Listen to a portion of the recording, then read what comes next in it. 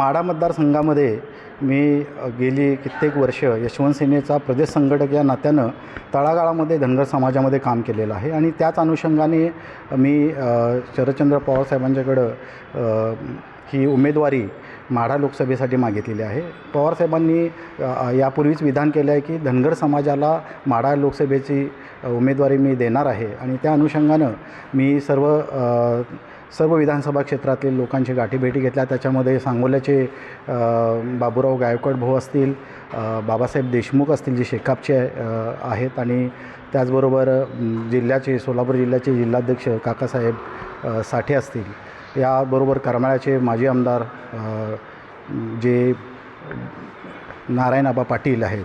त्याचबरोबर मार्शिडिसचे एक मोठं सुसंस्कृत घराणं आहे ते म्हणजे मोहिते पाटील, या सर्वांच्या मी गाठीभेटी घेतलेल्या आहेत आणि अभिजित आबा पाटील जे आहेत त्यांचाही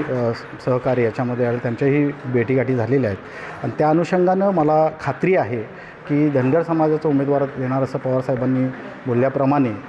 माझ्या नावाचा प्राधान्याने विचार होतो आहे। त्याचप्रमाणे कार्यकर्त्यांच्यामधूनसुद्धा मोठी मागणी आहे आणि सर्व तळागाळातून ज्यावेळी मी फिरलो मतदारसंघामध्ये वावरतो आहे त्याच्यामध्ये खूप उत्स्फूर्तपणे प्रतिसाद मिळतो आहे। तर मला खात्री आहे की ही उमेदवारी पवारसाहेब मला देतील आणि ते दिली तर निश्चितच 2.5 ते 3 लाख मतांनी आम्ही माढा मतदारसंघामध्ये निवडून येऊ यात मला कुठलीही शंका नाही। जे पवारसाहेबांच्याकडे मी प्रस्ताव मांडला, प्रदेशाध्यक्ष जयंत पाटील साहेबांच्याकडे मी प्रस्ताव दिलेला आहे आणि त्याचबरोबर रोहितदादा पवार, सुप्रियाताई सुळे यांच्याकडेही मी भेट घेऊन माझा प्रस्ताव मांडलेला आहे आणि त्यांनी सांगितले की वरच्या स्तरावरही ते माझी मागणी आणि माझं नाव हे कळवतील आणि त्याप्रमाणे त्याचा सकारात्मक विचार केला जाईल असंही त्यांनी मला सांगितलेलं आहे। महादेव जानकर हे धनगर समाजातले जुने जाणते आणि चांगले कार्यरत नेते आहेत, पण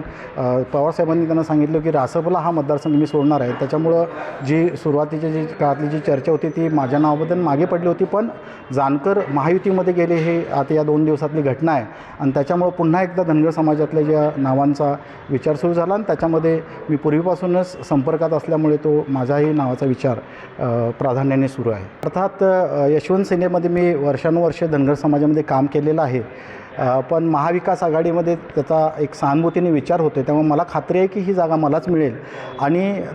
ज्या प्रकारे सिच्युएशन त्याप्रमाणे त्यावेळी निर्णय घेतला जाईल। पण माझा एक विशिष्ट असा मतदार आहे, तळागाळातलं काम आहे, त्यामुळे माझ्या पाठी असलेला हजारो आणि लाखोंनी असलेला धनगर समाज आणि त्या व्यतिरिक्तही ओबीसी आणि वंचित मराठा हा जो समाज आहे त्यांचा प्राधान्याने विचार केला जाईल असं मला वाटतं आणि या गोष्टी निश्चितच त्या मतदारसंघाने बदल घडवतील, पण अर्थातच जे सिच्युएशन असेल त्याप्रमाणे निर्णय घेतला जाईल।